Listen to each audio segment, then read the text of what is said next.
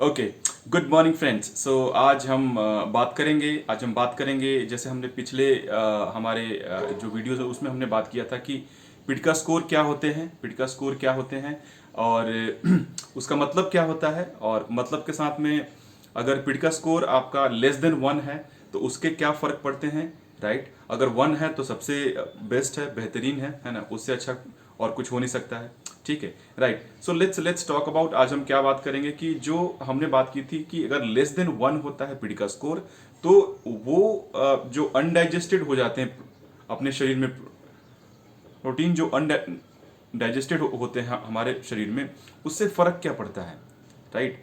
सो ये देखेंगे और ये समझेंगे कि हमको ये प्रोटीन की बातें तो हम कर रहे हैं लेकिन लेना क्यों चाहिए, व्हाट इज द रीजन, ठीक है, लेने की क्या आवश्यकता है ना।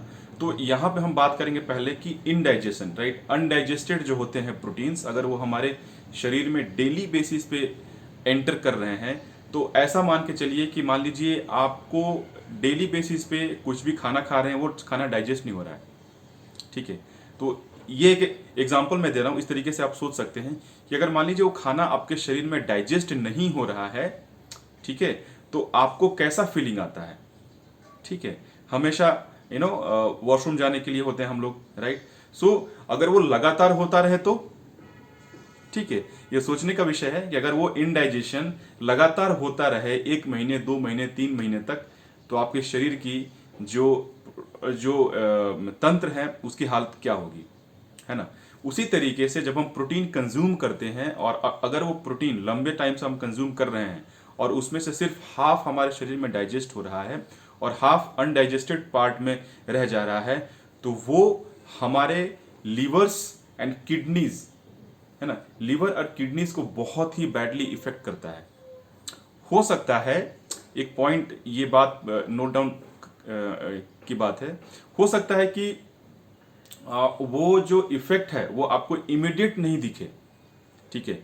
वो जो अनडाइजेस्टेड प्रोटीन का जो साइड इफेक्ट है वो इमीडिएटली नहीं दिखे, लेकिन आने वाले समय में जब आपका 2 4 साल 5 साल 6 साल तक हो जाता है वो प्रोसेस, तो उसका बैडली इफेक्ट आपके किडनी पे दिखना शुरू हो जाता है, आपके लिवर फंक्शन पे दिखना शुरू हो जाता है, ठीक है, राइट। सो इसको बहुत अच्छे से हमको ध्यान देना है। मैं एक एग्जाम्पल लूंगा। कुछ समय पहले, कुछ 2 3 हफ्ते पहले हमारे एक जान पहचान के मित्र आए थे। उनका बेटा जो है ना, ये जिम गोयर था, बेसिकली जिम जाता था और हमारे पास काउंसलिंग के लिए आए थे, बेसिकली उनका हेल्थ काउंसलिंग के लिए, राइट। हम उसको ट्रैक कर रहे थे कि वो कितने साल से कौन सा प्रोटीन ले रहा था, राइट। वहां पे वो ऐसा कुछ एक्स ब्रांड का प्रोटीन वो कंज्यूम कर रहा था जिसपे पिडिका स्कोर मेंशन ही नहीं था। हमने चेक किया कि इसमें पर सर्विंग्स में कितना आ रहा है प्रोटीन, मतलब 1 चम्मच जब प्रोटीन आप डालते हैं लेते हैं तो प्रोटीन कितना आ रहा है उसमें से। हमने देखा बहुत कम मात्रा में उसमें आ रहा था प्रोटीन और ज़्यादा मात्रा में कार्बोहाइड्रेट्स उसमें आ रहे थे। इट मीन्स कि शुगर और आर्टिफिशियल जो फ्लेवर्स होते हैं वो सारी चीज़ें उसमें आ रही थी। और ये हालत हुआ कि उनका किडनी बहुत बैडली अफेक्टेड हुआ है ना, बहुत काफ़ी बैडली अफेक्टेड हुआ है। तो मैं ये वीडियोस लेके उस इंसिडेंस के बाद में आप लोगों के सामने शेयर करने के लिए मैं इसलिए आया हूँ कि आपको इस चीज़ का बहुत अच्छे से ध्यान देना चाहिए, ठीक है। अगर आप कंज्यूम नहीं कर रहे हैं, ठीक है, कोई बात नहीं है, लेकिन अगर आप कंज्यूम कर रहे हैं तो इस चीज़ का ध्यान रखिए। जो कंज्यूम नहीं कर रहे हैं, है ना, उसको ये ध्यान देना ज़रूरी है कि क्या वो प्रोटीन डेफिशिएंट है क्या, है ना। और ये हम कैसे कैलकुलेट करेंगे, ये हम नेक्स्ट जो हमारा वीडियो रहेगा उसमें हम ज़रूर देखेंगे। प्रोटीन डिफिशियंसी कैसे हम कैलकुलेट करते हैं और कैसे वो हमारे शरीर को बैडली इफेक्ट करता है, राइट। ये फर्स्ट पार्ट हो गया। सेकंड पार्ट हमारा ये है कि हम प्रोटीन कंज्यूम क्यों करें, ठीक है।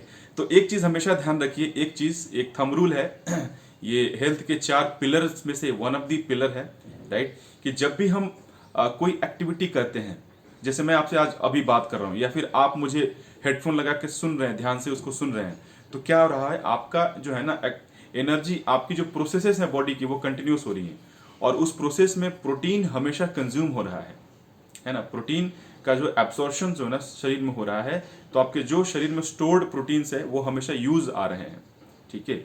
और ये देखा गया है कि हम 90% Indians 90% Indians are protein deficient, है ना। और ये सेम बात कैल्शियम डेफिशिएंसी भी आती है, उस पर हम बाद में बात करेंगे। पहले हम इस चीज़ को ध्यान से समझ लें कि प्रोटीन डेफिशिएंट हमारे 90% जो भारतीय हैं वो प्रोटीन डेफिशिएंट हैं बेसिकली। उनको फूड से जो जितनी मात्रा में प्रोटीन मिलनी चाहिए वो प्रोटीन मिल नहीं पा रही हैं, और एज अ सप्लीमेंट भी हम कुछ धारणाओं या मान्यताओं की वजह से या उस रोड ब्लॉक की वजह से हम वो सप्लीमेंटेशन ले नहीं पाते हैं। तो हमको हर एक एक्टिविटी में हमारा प्रोटीन जो है ना हमारे शरीर को क्या करता है, रिपेयर करता है। एक बात और हमेशा ध्यान रखिए कि डेली बेसिस पे लाखों सेल शरीर में डेड होते हैं, मरते हैं, लाखों सेल बनते हैं और करोड़ों सेल रिपेयर होते हैं, राइट। सो रिपेयरिंग के प्रोसेस में ऑफ कोर्स बहुत सारे फैक्टर्स इन्वॉल्व होते हैं, लेकिन one of the major factor है आपका प्रोटीन।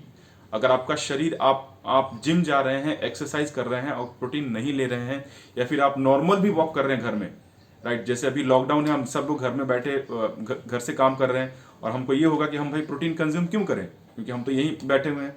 लेकिन मैं जब आपसे बात कर रहा हूँ, आप मुझे सुन रहे हैं, तो उस प्रोसेस में भी आपके शरीर से प्रोटीन निकल रहा है, उसका कंजम्पशन हो रहा है, ठीक है। उसका भी ध्यान देना चाहिए, राइट। सो प्रोटीन हमारे सेल को रिपेयर करता है, मसल्स को ठीक करता है, और वो सारी एक्टिविटीज के लिए ये प्रोटीन इतना जरूरी है, राइट। नेक्स्ट में हम जब सेशन लेके आएंगे, वीडियो लेके आएंगे, उसमें हम देखेंगे कि कैसे शरीर को रिपेयर करता है, कितनी मात्रा में प्रोटीन हमको लेनी चाहिए, और किस तरीके से किस एज ग्रुप को किस तरीके से ये सारी चीज़ों को कंज्यूम करना चाहिए, राइट। सो आज के लिए हमारे पास इतना ही था, एंड आई होप आप सब बहुत बेहतरीन और हेल्दी होंगे।